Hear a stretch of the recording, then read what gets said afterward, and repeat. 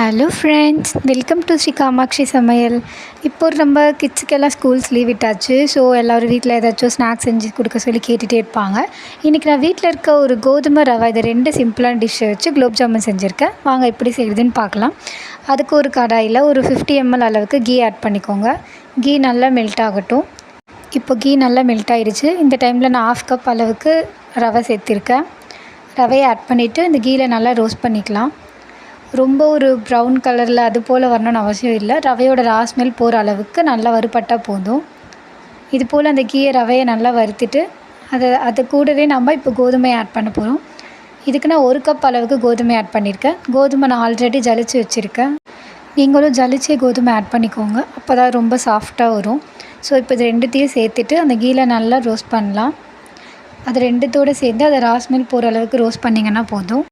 இப்போ பாருங்கள், 2மே ஒன்றோட ஒன்று நல்லா கலந்துருக்கு. இந்த டைமில் இப்போ நம்ம இது வேக வைக்கிறதுக்காக மில்க் ஆட் பண்ண போகிறோம். நான் எந்த கப்பில் கோதுமை எடுத்தனோ அதிலே 1 கப் அளவுக்கு மில்க் எடுத்திருக்கேன்.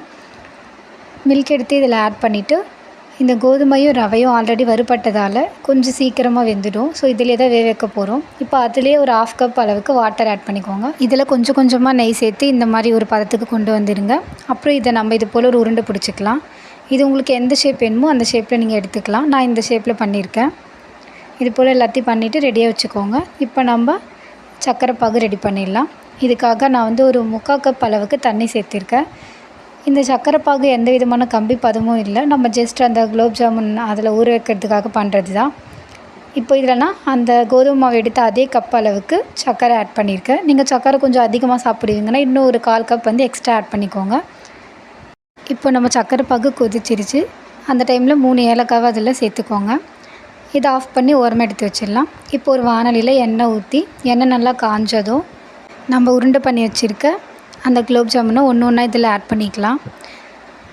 இது போல் ஒன்று ஒன்று பொறுமையாக ஆட் பண்ணிக்கோங்க.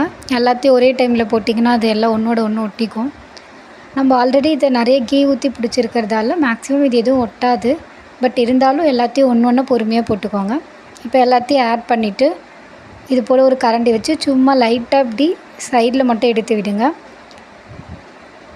அதை வச்சு ரொம்ப கிளறிட்டிங்கன்னா அது வந்து உடஞ்சி போயிடும். ஸோ இப்போ பார்த்திங்கன்னா நல்லா 2 பக்கமும் திருப்பி எடுக்க கோல்டன் ப்ரௌன் கலரில் வரும்.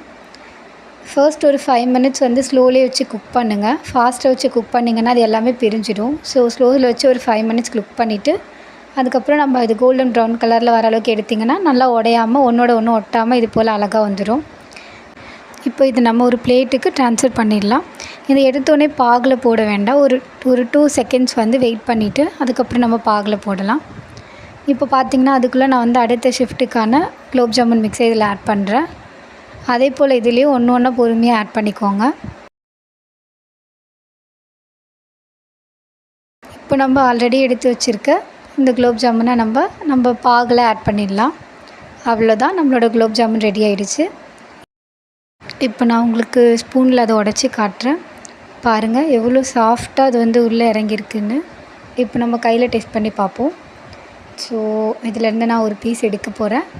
இதை எடுத்து இப்படி கையில் தொட்ட உடனே பாருங்கள் எவ்வளோ ஒரு ஸ்மூத்தாக இருக்குதுன்னு. அவ்வளோதான், நம்மளோட குலோப் ஜாமுன் ரெடி ஆகிடுச்சு.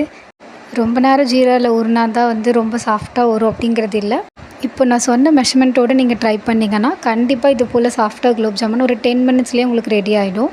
இதை செஞ்ச உடனே நம்ம சாப்பிட்லாம். இது போல் ரொம்ப ரொம்ப ஸ்வீட்டான ரெசிபீஸ் எல்லாம் பார்க்குறதுக்கு மறக்காமல் சப்ஸ்கிரைப் பண்ணிக்கோங்க.